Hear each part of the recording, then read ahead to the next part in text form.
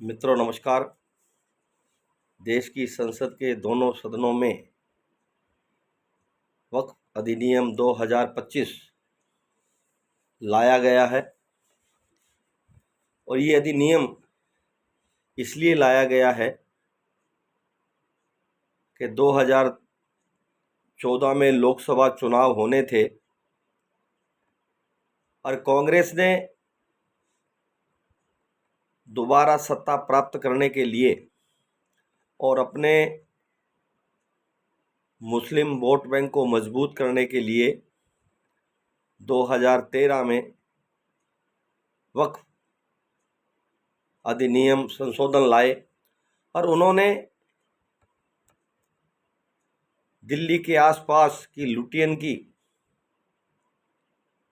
125 VVIP स्थानों को, जगहों को, अरबों रुपए की कीमती जगह को वक्फ बोर्ड को दे दिया। मित्रों, आज जो लोग वक्फ संशोधन नियम को लेकर शोर मचा रहे हैं, चिल्ला रहे हैं, उसके पीछे कांग्रेस के नेताओं की साजिश है। सबसे पहले तो मैं आपको निवेदन कर दूं कि वक्फ अरबी का एक शब्द है।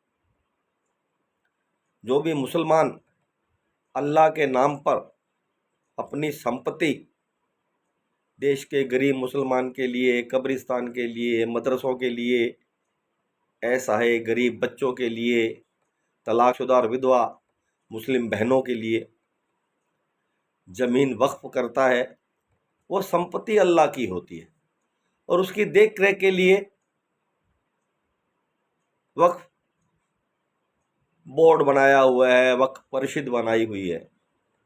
मित्रों, इस देश में 9,40,000 एकड़ भूमि वक्फ के पास है और कहा जाता है कि रेलवे और रक्षा मंत्रालय के बाद वक्फ देश का सबसे बड़ा जमींदार है। मुझे ध्यान है कि 1526 में बाबर ने और उसके बाद 1556 में अकबर ने इस देश में सबसे पहले वक्फ शुरू किया था। उनका भी उद्देश्य था कि गरीब मुसलमानों तक इस वक्फ की संपत्ति से होने वाली आमदनी उन गरीब मुसलमानों तक पहुँचे, उन लोगों तक पहुँचे जो असहाय हैं, कमज़ोर हैं, उनके उत्थान के लिए यह वक्फ बनाया गया था।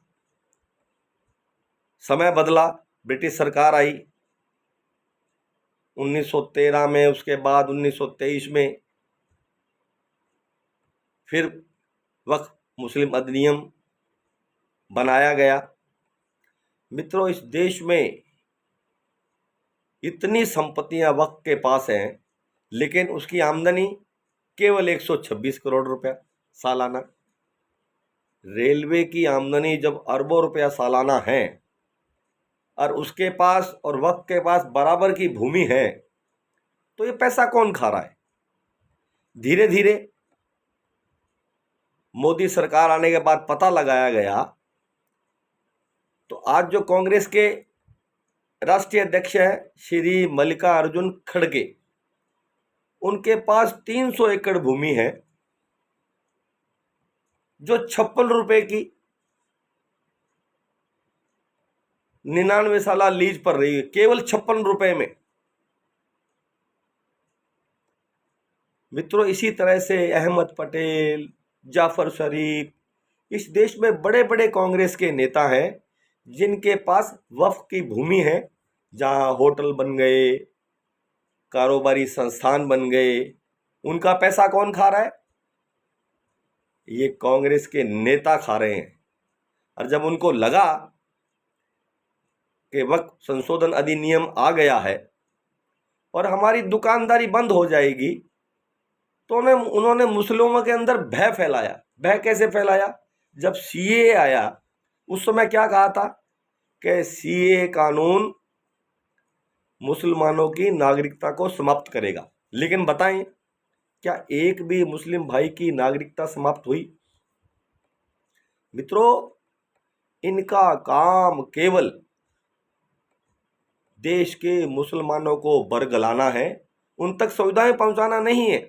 अगर ये उन तक सुविधाएं पहुंचाना चाहते तो करीब करीब 70 साल तक कांग्रेस ने राज किया और वक्त के पास देश के तीसरे बड़े जमींदार के रूप में भूमि थी। वो चाहते तो उसकी आमदनी से जगह जगह मुस्लिम समाज के गरीब लोगों के लिए विद्यालय खोले जाते, मदरसे खोले जाते, गरीब बच्चों के लिए, बेवा बहनों के लिए, तलाकशुदा बहनों के लिए उनका जीवन सुखमय बनाने के लिए वो पैसा खर्च किया जा सकता था। लेकिन इन बड़े नेताओं ने क्या किया, वक्फ की भूमि से होने वाली आमदनी, चाहे वो लीज पर दी किसी को भूमि, चाहे किराए पर दी, और चाहे उसको बेच दिया, वो सारा पैसा चंद लोगों के जेब में जा रहा है। सरकार ने ये तय कर दिया कि अब कोई भूमि वक्फ करेगा तो जिला कलेक्टर के माध्यम से करेगा। इसलिए मित्रों, ये जो कानून आया है इसको सरल भाषा में आपको मैं समझा रहा हूं कि वक्फ जो कानून है, और भारतीय जनता पार्टी ने वक्फ सुधार जन जागरण जो अभियान चलाया है पूरे देश में, उसके तहत मैं एक बड़ी सरल भाषा में कह रहा हूं कि करीब करीब पिछले 100 सालों से वक्फ को अल्लाह के नाम पर दी जाने वाली भूमि का लाभ आम और गरीब मुस्लिम को नहीं मिला, और ये कांग्रेस के बड़े डकैतों का, लूटने वालों का, कांग्रेस के बड़े नेताओं की जेब में चला गया।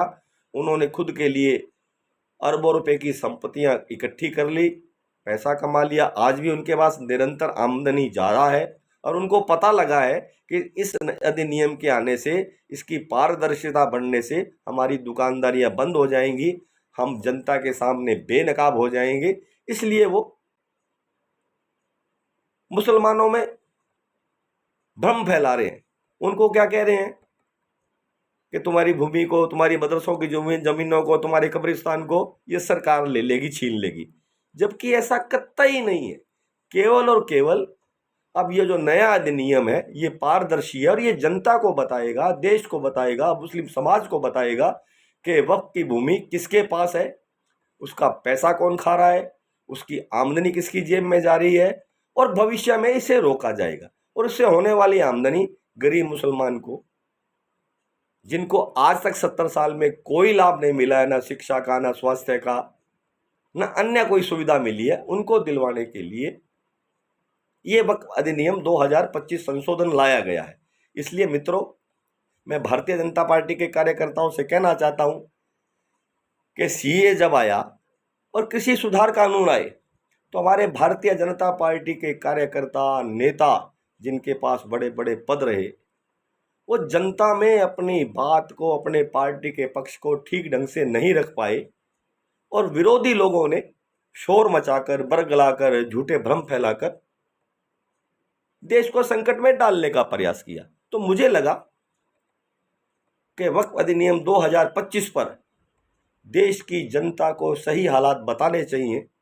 मोदी जी ने जो फैसला किया है, मोदी जी की सोच देश के प्रत्येक गरीब मुसलमान के लिए है, उस मुसलमान के लिए जो भारत से प्रेम करता है, भारत का नागरिक है, जो भारत माता के प्रति समर्पित है, उसका उत्थान करना, कल्याण करना, उसकी गरीबी, दरिद्रता को दूर करना, ये मोदी जी का सपना और संकल्प है। उसी को लेकर ये वक्फ अधिनियम आया है, और आप सभी से निवेदन करता हूं कि सही बात जनता तक जाए, और 70 साल में जिन कांग्रेसियों ने या अन्य विपक्षी दलों के नेताओं ने वक्फ की भूमि का उपयोग करके किसी भी ढंग से अपनी जेबों को भरा है, अपने घरों को भरा है, उनको बेनकाब करने में सहयोग करें और जनता तक सही बात जाए। यही मैं आपको कहना चाहता हूं। धन्यवाद। जय श्री राम।